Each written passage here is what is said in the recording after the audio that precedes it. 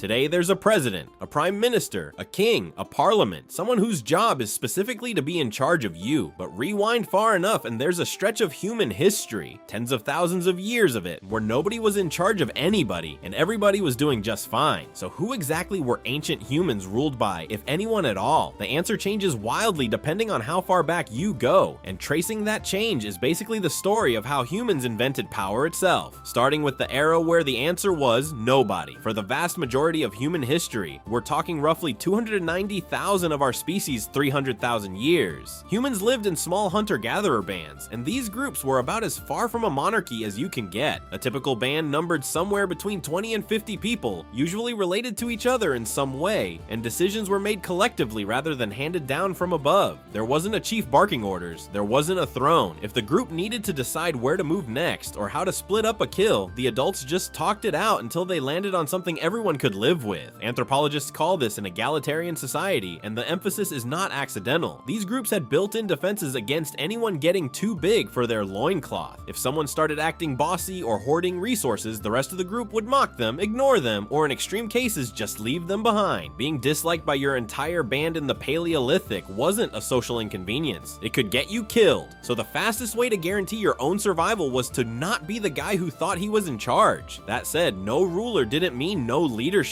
Bands still needed people to make calls in the moment, and this is where the idea of situational leadership comes in. The best hunter might take the lead during a hunt. The person with the sharpest memory for water sources might lead the way during a drought. The oldest woman in the group who'd survived the most winters and buried the most mistakes might be the one everyone deferred to when a hard decision needed making. But none of this was a permanent position. Nobody's kid automatically got to be the next hunt leader. The moment the hunt ended, that authority evaporated and the group went right back to being a bunch of equals arguing about where to sleep that night. Things started to shift once humans figured out farming somewhere around 12,000 years ago, and this is where you start seeing the earliest recognizable ancestors of what we'd call leadership. Agriculture changed everything about how groups organized themselves, because for the first time, people were staying in one place, accumulating surplus food, and living in much larger communities than a roaming band of 30 ever could. And surplus changes the math on everything. Suddenly there was stuff worth managing, stuff worth defending, stuff worth arguing over who got the bigger share of. Anthropologists describe the social structure that tends to emerge here as a big man system, and it's a genuinely useful way to think about the first stirrings of real authority. A big man wasn't a king, he didn't inherit his position, and he couldn't force anyone to do anything. What he had was influence, built entirely through generosity and reputation. He'd throw the biggest feasts, give away the most food, back the right people in disputes, and in return, people owed him. Loyalty accumulated the way debt does, and that loyalty is functionally the first payment ever made on the very long invoice that eventually becomes political power. From there, the jump to chiefdoms wasn't a leap so much as a slow, grinding escalation. As farming villages grew into larger settlements with hundreds or even thousands of people, informal influence wasn't enough to keep everyone organized anymore. You needed someone who could coordinate irrigation projects, settle disputes between families who weren't related to each other anymore, and organize defense against the neighboring settlement that wanted your grain stores. Chiefdoms formalized what big man systems had only implied. A chief typically inherited the role or came from a specific lineage considered to have the right blood or the right ancestral favor, and while chiefs still generally needed to maintain public support to hold on to power, the job was no longer purely a popularity contest. It came with real coercive teeth. A chief could organize a militia, a chief could punish, and crucially, a chief's kids were now expected to become the next chief, which is the exact moment hereditary power sneaks its way into the human story for good. Once you have chiefdoms with defended territory, organized labor, and inherited leadership, you're standing right at the doorstep of the first states, and this is where things get properly mythologized. Ancient Sumer, Egypt, and later civilizations didn't just have a leader, they had a leader who was often explicitly divine, or at minimum divinely appointed. Egyptian pharaohs weren't simply the most powerful guy in the Nile Valley, they were considered a literal living god, the earthly form of Horus, responsible for maintaining cosmic order itself. That's an enormous ideological leap from the guy who throws good feasts, and it wasn't an accident. Framing a ruler as divine solves an enormous political problem. It makes questioning him not just risky but borderline blasphemous. You're not just defying a person, you're defying the universe's operating system. Mesopotamian kings played a similar game, often claiming their right to rule came directly from the gods, with early legal codes. Hammurabi's famous stone stele being the textbook example, literally depicting the king receiving receiving his laws from a deity carved right there in stone for everyone to see, whether or not they could read. The through line connecting a Paleolithic hunting band to a divine Egyptian pharaoh is surplus and scale. Small mobile groups with nothing to hoard had no material basis for permanent hierarchy, and the social pressure of small group living actively punished anyone who tried to create one anyway. Larger settled populations with real wealth to manage and real disputes to resolve eventually needed dedicated decision makers, and once those decision makers figured out they could pass the job to their children, human political history was basically locked in for the next several thousand years. We went from bands where being disliked could get you exiled, to civilizations where a single family could claim ownership of literally everyone's afterlife. Ancient humans weren't ruled by kings for most of human history. They were ruled, gently and temporarily, by whoever was best at the specific thing the group needed in that specific moment. And it took an agricultural revolution, a population boom, and a whole lot of surplus grain before anyone managed to make that arrangement permanent. If you enjoyed this video and want to see more, click the video on the screen now.